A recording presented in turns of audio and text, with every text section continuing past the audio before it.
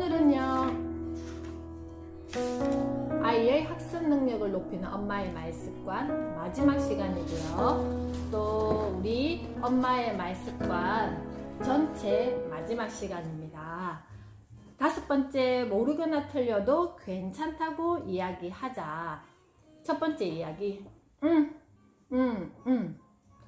어휴, 답답해. 지난번에도 가르쳐 줬잖아. 또 까먹었어? 민수가 몸을 베베 꼰다. 저 봐라. 공부하라니까 몸만 베베 꼬고 병원비만 들겠어. 척추 측만증 걸려. 엄마, 그게 뭔데? 뭐? 지금 그게 문제야. 똑바로 앉아서 공부나 해. 아니 엄마, 그게 뭐냐고. 척추 그거. 에휴, 아무튼 못 말려. 주의 산만. 민수에게 공부를 가르치던 엄마는 참다 못해 연필 끝으로 민수의 머리를 툭 친다. 아, 왜 때려? 그게 때린 거야? 그냥 살짝 건든 거지. 아무튼 못 말려. 너를 가르치겠다는 내가 바보지. 엄마가 문득 시계를 본다. 뭐야, 벌써 20분 지났잖아. 그럼 끝났어? 이제 놀아도 돼? 두 번째 이야기. 정인이가 유치원 졸업을 앞두고 선생님에게 감사 카드를 쓰고 있다. 쓱쓱 그림을 그리더니 그 밑에 크게 글씨를 썼다. 선생님 고맙습니다. 옆에 지켜본 엄마가 한마디 했다. 틀렸잖아. 씁니다가 뭐야? 지난 어버이날 카네이션에도 쓴 글자가 틀렸었는데 그때가 5월인데 지금은 겨울이잖아. 그럼 지금까지 계속 틀렸던 거야? 정인이는 그림도 잘 그렸고 선생님 고맙습니다도 잘 썼다. 단 한 글자 쓴마 틀렸다. 엄마는 그림을 잘 그렸다는 거, 글씨를 반듯하게 썼다는 것은 모두 그냥 지나쳤으면서 틀린 딱 한 글자를 지적해냈다. 아이는 아이의 에 대처하는 현명한 엄마의 자세. 우리 아이들이 아직까지 이렇게 어휘력이라든지 이렇게 조리 있게 말하기라든지 이런 게 다 완성이 되지 않았어요. 물론 말하기를 잘 하는 친구도 물론 있지만 그렇기 때문에 이 생각하는 시간들이 있어요.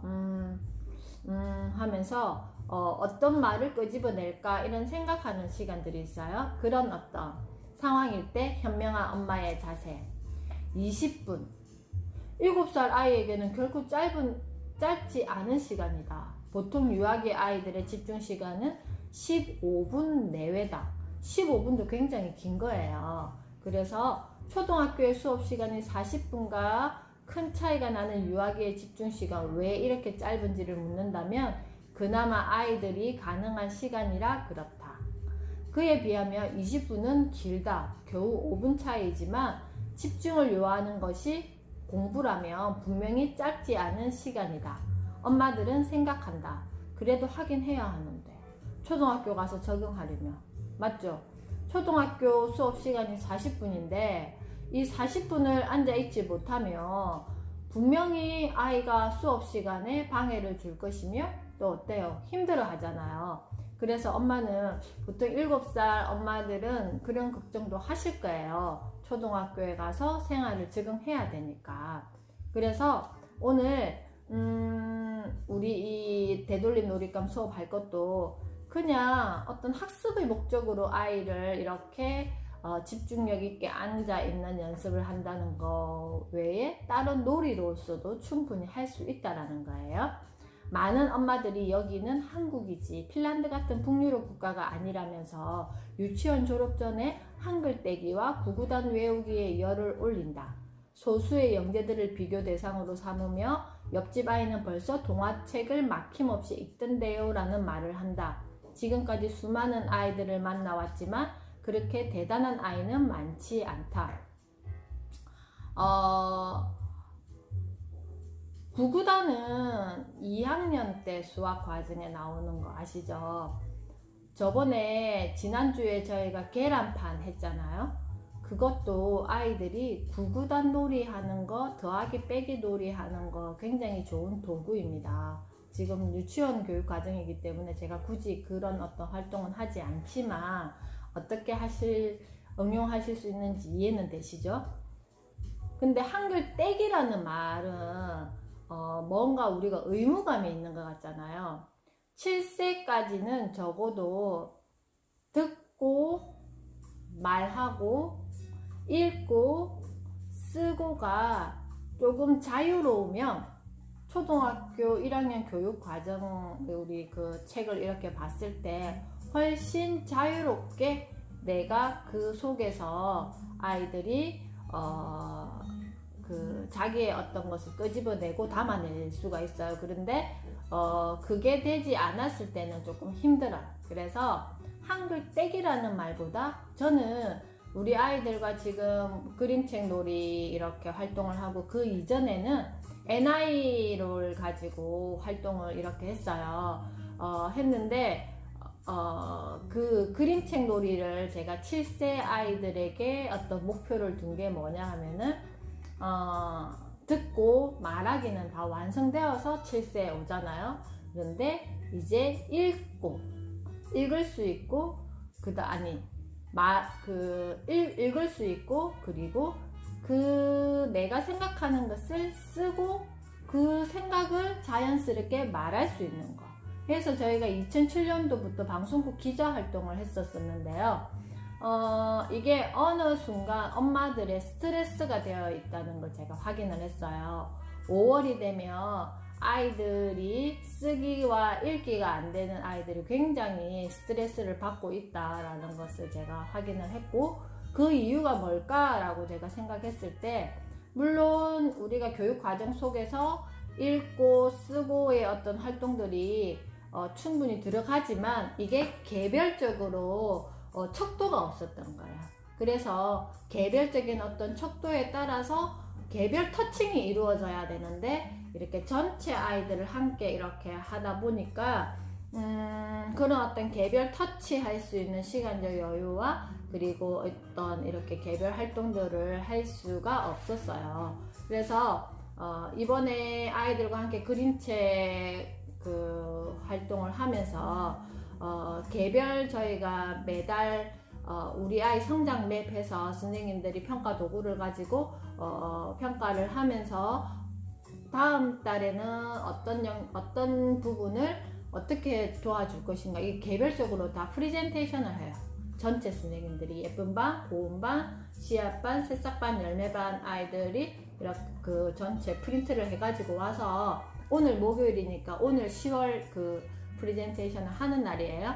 그러면 아이들 개별적으로 구체적으로 어떤 영역을 어떻게 도와줄 것인가에 대해서 전체 선생님들과 함께 협의를 하고 어린이집 선생님도 유치원 친구들에 대해서 알게 되고 유치원 선생님들도 어린이집 친구들에서 알게 되고 서로 피드백 해주면서 이렇게 그 아이 개별의 어떤 강점과 약점을 계속 터치해 주는 게 하이 터치라고 부르죠. 그래서 그거를 해주면서 그림책 활동도 그렇게 구체적으로 접근을 했어요. 그랬더니 이게 1호일 때 조금 아이들이 이렇게 되더니 2호일 때 확 확산됐어요. 그래서 3호는 아이들이 되게 많이 기대하면서 지금 이번 주부터 진행하고 있단 말이에요. 이런 것처럼 뭔가를 학습적인 영역으로 접근하는 게 아니라 아이들이 정말 책 한 권을 정독을 하면서 8주 동안 하면서 읽고 쓰고 내 생각을 아직 끄집어내고 그 속에서 서로 상호작용하면서 할 수 있는 것까지 했을 때 정말 초등학교에 가서 어떻게 많은 어떤 수업을 하더라도 아이들이 자유롭게 내가 거기서 넘나들 수 있는 어떤 그 성장이 이루어져 있을 것입니다. 그래서 소수의 영재들을 비교 대상으로 삼으면 옆집 아이는 벌써 동화책을 막힘없이 읽던데요 라는 말을 한다. 지금까지 수많은 아이들을 만나왔지만 그렇게 대단한 아이는 많지 않다. 첫 번째 이야기에 등장하는 7살 민수는 20분 동안 앉아 있기가 어려운 남자아이다. 엄마는 육아서나 블로그에서 본 조언에 따라 시계를 보며 아이와 앉아 있을 시간을 정했다. 그런데 아이가 자꾸만 몸을 베베 꼰다. 그 모습을 보고 엄마가 지적한다. 엄마는 이미 민수의 현 상태를 잘 알고 있다. 20분 동안 앉아있기는 무리인 것이다. 그렇다면 더 이상 몸을 베베 꼬지 않도록 적절한 계획을 세워야 한다. 척추측만증을 걱정할 것이 아니라 척추측만증이 걸리지 않게 도와주며 학습을 이끌어야 한다. 아이의 자세와 태도를 문제 삼지 말고 현재의 학습 목표에 매진해야 한다. 아이가 이라 할 때도 지난번에도 가르쳐 줬잖아, 또 까먹었어 라는 말로 주의를 분산시킬 필요가 없다. 엄마가 아무리 말해봤자 이렇게 말한다고 아이가 태도를 탁 반듯하게 이렇게 하겠어요? 엄마가 아무리 말해봤자 민수의 기억 창고에서 그 내용을 끄집어내지는 못한다. 공연히 엄마의 말만 길어지고 엄마가 측정한 그 20분 시간 속에 엄마의 잔소리가 한 반 들어갈걸요. 그죠? 그래서 아까운 시간만 흘러간다. 만약 꼭 가르쳐야 할 내용이 있다면 잘 봐봐. 5 더하기 3은 8이야. 8을 찾아서 선을 그어볼까? 라고 확실히 가르쳐주는 편이 낫다. 엄마라는 말을 아이들이 10,000번 이상 들어서 엄마 했을 때 우리가 환호를 질렀는데 5 더하기 3은 8이야를 지난번에 가르쳐 줬다고 이 아이가 손가락으로 5 더하기 3 해서 하나 둘셋넷 다섯 여섯 일곱 여덟 이렇게 하고 겨우 8을 할 수 있는 아이들에게 엄마가 가르쳐 줬는데 뭐 네가 그걸 왜 제대로 못 듣고 뭐 그랬어 하면서 잔소리 하는데 5분 쓸 게 아니라 한 번 더 그냥 그 잔소리를 하는 시간에 내가 한 번 더 이야기를 해주는 것이 훨씬 더 시간이 짧다라는 거죠. 8을 찾아서 선을 그어볼 거 확실히 가르쳐주는 편이 낫다. 누군가는 그러면 아이가 공부하는 게 아니잖아요 라고 할 수 있다. 그렇지 않다. 엄마가 한 번 더 가르쳐 준 것이다. 어차피 학습은 반복입니다. 7살 아이에게 필요한 것은 학습량도 오래 앉아있는 시간도 아니다. 이렇게 하니까 되게 재밌네. 이게 공부라는 거구나. 공부는 왜 필요하지? 내가 모르는 것을 이렇게 알아가는 게 이렇게 즐겁구나를 알 시기란 말이에요. 그런데 막 그냥 그 시간을 너무 아이를 짜증스럽게 만들면 앞으로 갈 길이 멀잖아요. 뭐 고등학교 졸업한다고 수능 다 봤다고 내가 대학 들어갔다고 공부가 끝이에요? 아니잖아요. 그때부터 시작인 거예요. 그때부터 평생 공부를 해야 된다는, 지금 100세 시대잖아요. 그런데 지금 이 7살, 뭐 8살, 9살 이런 아이들 앉혀놓고 14살도 아직 한참 멀었죠. 앉혀놓고 막 지금 아니면 절대 안 되는 것처럼. 그래서 공부가 즐겁다, 재밌다, 내가 모르는 것을 이렇게 알아가는 방법도 있네, 이런 것들이 아이가 몸으로 익숙해지게끔 해주셔야 되는 시기라는 거예요. 그래서 공부는 하면서 곤혹스러워하는 아이를 자꾸 몰아붙이면 기억이 나기는커녕 공부가 싫다는 마음만 심어줄 뿐이다. 만약 한 번 더 확인하려면 아들 5 더하기 3은 얼마라고 했지? 하고 아이에게 물어보면 된다. 8이요. 방금 엄마가 알려줬잖아요. 하면 아이가 어떻겠어요? 의기양양하게 뭐 그렇게 시시한 것을 묻느냐고 어깨를 으쓱 해준다. 아이를 시험에 들게 하는 질문보다는 아이가 얼른 대답할 수 있는 질문이 좋다. 하고 몸을 꼬는 이유는 기억이 나지 않아서다. 기억이 나지 않는 아이가 신날 리는 없다. 이럴 때는 엄마는 아이를 격려해서 기분을 끌어올려줘야 한다. 우리 엄마들은 아직까지 젊은 나이고 저도 아직까지 그 젊은 나이지만 우리가 한 번씩 지금까지 계속 써왔던 어떤 단어라든지 상황이라든지 이런 거에서 뭐였더라, 그걸 뭐라 그러지, 저도 한 번씩 수업할 때 그런 경우가 있잖아요. 그렇게 잊어버릴 수도 있는 이제 나이가 됐단 말이에요. 그럴 때 아이들이 엄마 이거야, 엄마 이거지 라고 이야기했을 때와 엄마는 그것도 지금 기억 못해? 이렇게 핀잔을 줬을 때 어떤 느낌이겠어요? 마찬가지 아이들 입장도 항상 생각해 주시라는 거예요. 이럴 때 엄마는 아이를 격려해서 기분을 끌어올려 줘야 한다. 그것도 몰라 하는 말을 아이에게 한다 해도 알아요 라는 대답이 돌아오는 기적은 없다. 더 모르게 된다. 더 모르게 되죠. 주눅이 들면 어때요? 이 몸의 세포가 위축이 돼요. 위축이 되고 몸도 오그라드는데 가뜩이나 그 신경전달 호르몬은 어디에 있어요? 뇌의 기능에 속하는 건데 뇌의 기능의 세포가 움츠려들고 오그라들고 부정적인 어떤 호르몬으로 꽉 채워져 있으면 아무리 그 다음에 내가 공부를 하고 싶어도 어때요? 효과적이지가 않아요. 이게 기계가 원활하게 가동되지가 않는다는 원리를 잘 아셔야 된다는 거예요.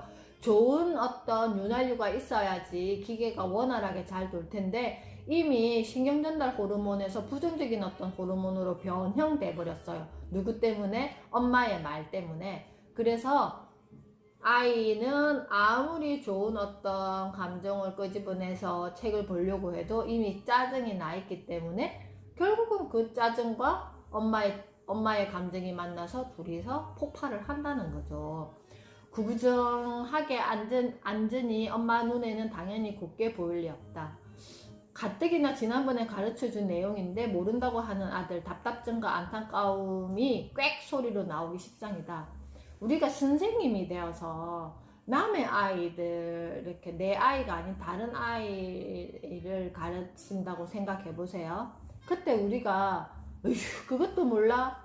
하면서 막 뚜껑 열리는 상황은 없잖아요. 그죠? 조금 있을 수도 있나?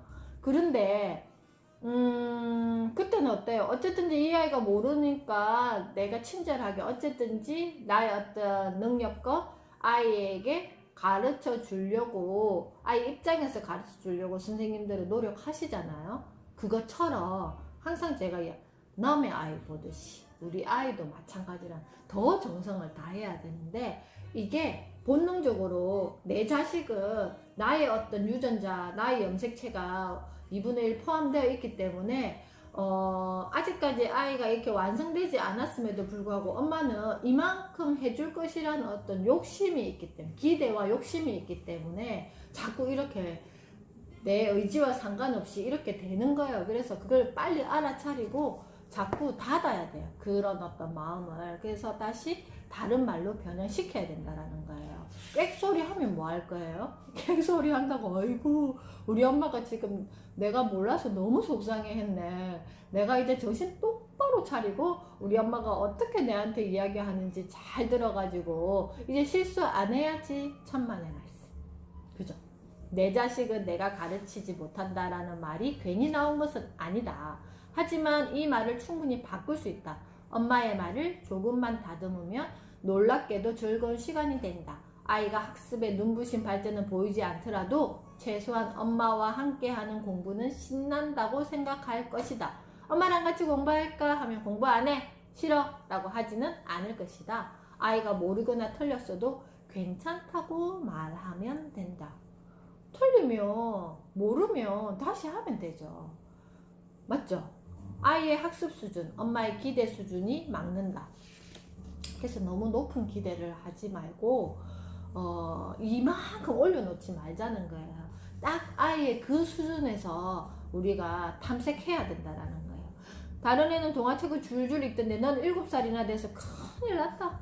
떠듬떠듬 그게 뭐야? 이건 또 틀렸잖아. 받침이 이게 아니라고 엄마들이 자주 하는 말이지만 정말 말도 안 되는 말이다. 엄마는 아이가 뜨듬뜨듬 읽더라도 잘 읽네. 이제 7살인데 이렇게 책을 잘 읽다니 놀라운 걸 이라고 말해줘야 하는 사람이다. 아이의 학습 수준을 높이고 싶다면 엄마는 기대 수준을 나타내는 말을 가려 해야 한다. 한번 생각해보자. 엄마랑 앉아서 공부하면 지적만 당한다. 공부하는 상황 자체가 싫은데 자꾸 그것도 모르냐고 자기를 몰아붙인다. 당연히 공부하고 싶은 마음이 달아난다. 맞죠? 가뜩이나 공부는 집중력이 필요하고 흥이 나야 돼요. 흥이 나야지 몰입할 수 있어요. 그리고 즐거운 에너지가 있어야 그 속에 몰입이 돼요. 맞잖아요. 우리가 마찬가지잖아. 내가 하고 싶은 일, 내가 즐거운 일을 할 때는 몰입하고 흥이 나잖아요. 그죠? 기대되고. 근데 내가 하기 싫은 일을 할 때는 어때요? 그 마음 아시겠죠? 어떤 마음인지. 한마디로 머리 아픈 어려운 일을 하는 아이에게 수준보다 훨씬 높은 것을 시키면서 면박이나 주고 벌써 일을 잊어버렸냐고 혼내는 엄마와 무슨 공부할 맛이 나겠냐는 거죠. 그러려면 아예 안 해야 돼요. 아예 안 하고 차라리 웃는 얼굴로 아이에게 맛있는 밥 먹게 하고, 그리고 밖에 나가서 좀 걷게 하고, 놀이터에 가서 뛰어놀게 하는 게 아이 정신 건강에 더 좋다라는 거예요. 신체 건강에도 좋고요. 그래서 아이가 공부하게 하려면 아이의 흥이 나게 해야 한다. 흥이 나면 흥에 겨워 어려운 공부도 재밌어 한다. 맞죠? 엄마는 아이가 잘하는 것만 쏙쏙 골라 말해야 한다. 10문제 맞힌 것 중에서 8문제는 뒷전인 채 틀린 2문제만 지적하는 마음은 엄마들끼리만 공감할 뿐 아이는 야속하기만 하다. 아쉽기는 하겠죠. 아유, 2문제 안 틀려도 되는 문제들만은 꼭 틀려가지고가, 그럴 때 엄마가 좀 야속하고 속상하기도 하죠. 야속한 엄마와 공부하고 싶은 아이는 없다. 아이를 공부하게 하려면 아이의 기분이 우선이다. 줄 쫙 그어 놓으세요. 틀린 2문제를 지적하기보다는 맞힌 8문제로 접근해야 된다. 우와, 이 문제를 맞췄네? 글씨도 잘 썼잖아. 우와, 멋지다. 맞잖아요. 10문제 중에서 80%를 이렇게 맞췄는데 정말 잘한 거죠. 그런데다가 글씨도 잘 썼네? 우와, 정말 멋지다. 앞에서 나온 2번째 이야기를 살펴보자. 아이가 고맙습니다 라고 썼다면 맞게 쓴 글자를 쏙쏙 골라내서 인정하면 그만이다. 5글자 중에서 와, 4글자나 제대로 썼네. 이 글자가 틀렸잖아 가 아니라 어떤 말을 와, 5글자 중에서 4글자를 제대로 썼네 하고 이 글자가 틀렸잖아 하고 어떤 말을 더 듣고 싶겠어요? 교각사루라는 사자성어가 있다. 소의 뿔을 바로 잡으려다 소를 죽인다는 말로 잘못된 점을 고치려다 그 방법이나 정도가 지나쳐 오히려 이를 그르친다는 것을 뜻한다. 유아기나 초등학교 저학년 아이를 둔 엄마가 꼭 알아야 하는 말이다. 틀린 1-2문제 가르치겠다고 나섰다가 아이가 공부에 대해 부정적인 생각을 갖게 한다면 차라리 가르치지 않는 편이 낫다. 그죠? 공부라는, 우리가 인생 공부도 공부고 이 지금 학년별로 해야 되는 이 공부도 공부인데 같은 맥락으로 보셔야 된다는 거예요.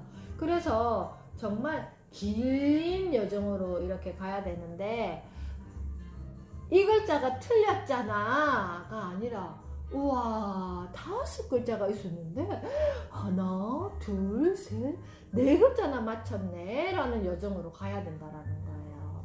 그래서 이런 어떤 기운으로 아이가 정말 재밌다 이런 마음이 들어야 된다라는 거예요. 안 그러면 거기에서 그냥 낙제라고 찍혀서 아이가 그냥 꺾여버려요. 좌절을 느낀다는 거예요.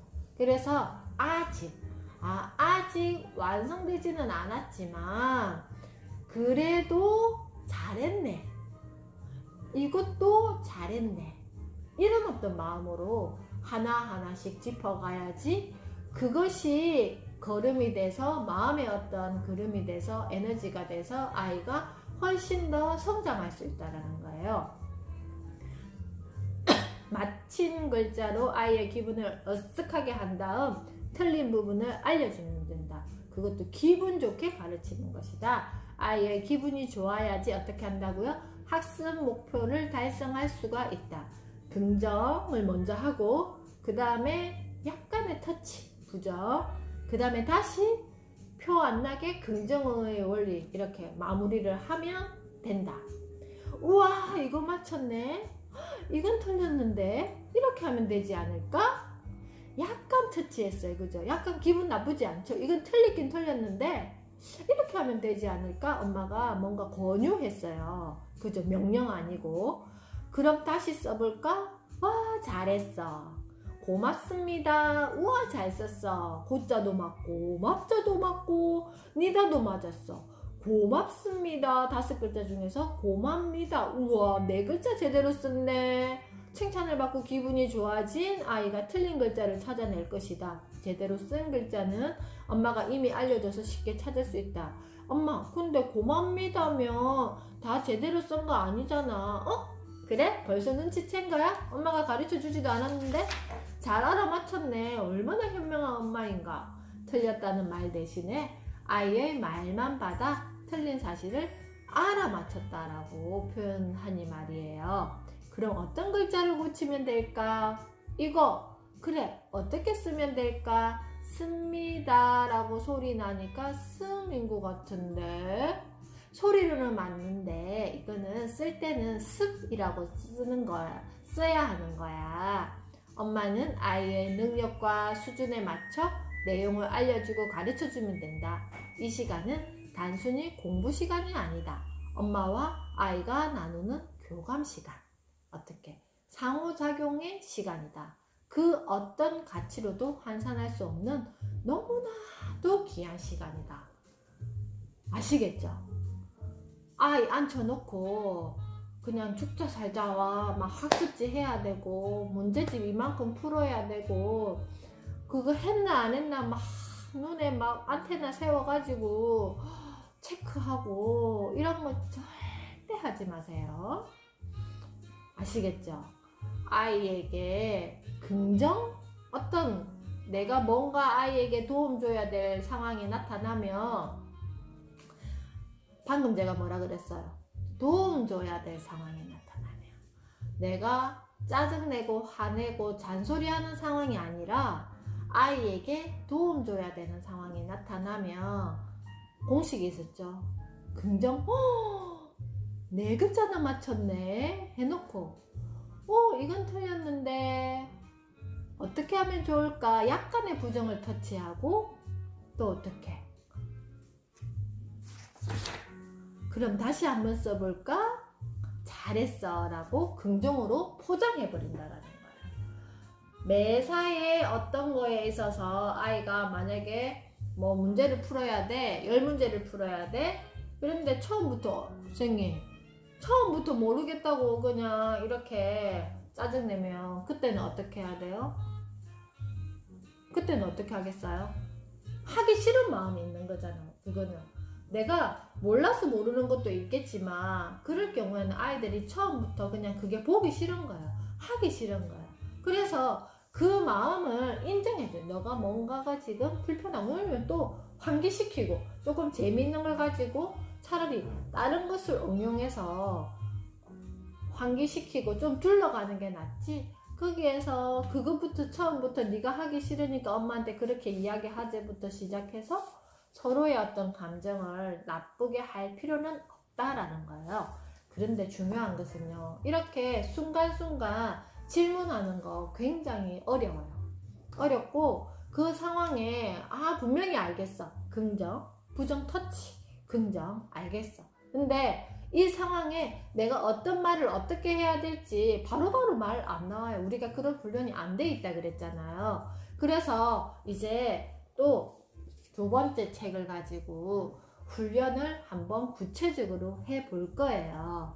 그렇기 때문에 2주는요 상담의 주간으로 제가 정했고요.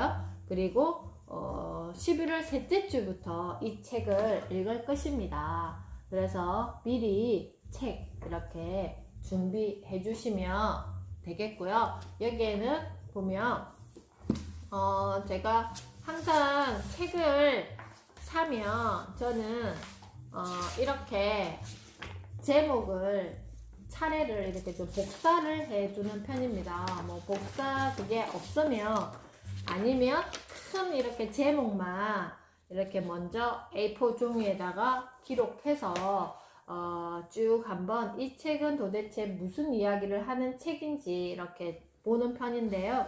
이 책은 보면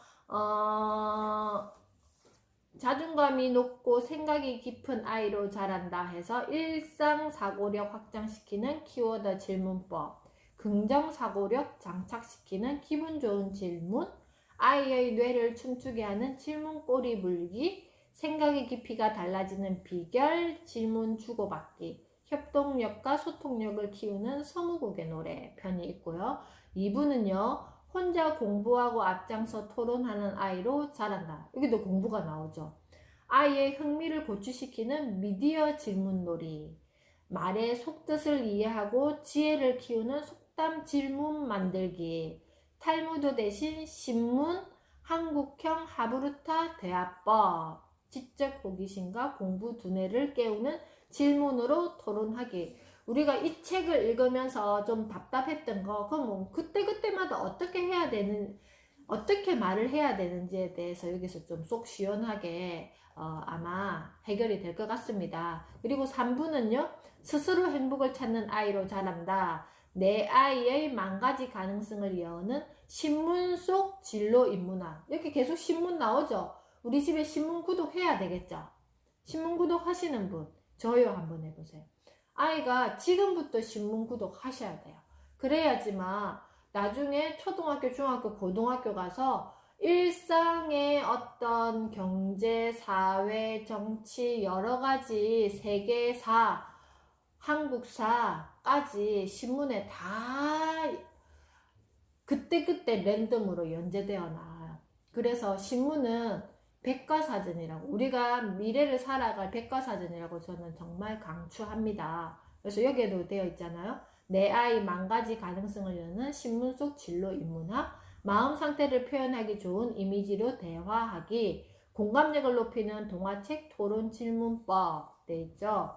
그 다음에 4부는요, 인성과 창의력, 문제 해결력을 키우는 질문법, 인성을 키우는 입장 바꾸기 질문법, 그 다음에 창의력을 키우는 브레인스토밍 질문놀이, 마지막으로 문제 해결력 키우는 질문 대화법으로 되어 있습니다. 그래서 이 책을 가지고 또 11월 3주 때 이 방은 이제 엄마의 말 습관을 위한 방이었기 때문에 이 방은 폐쇄합니다. 그리고 다시 아이는 질문으로 자란다. 다 제가 개별적으로 신청받아서 또 새로운 방에서 두 번째 책으로 11월 셋째 주 월요일에 만나 뵙도록 하겠습니다. 자, 책 수업은요.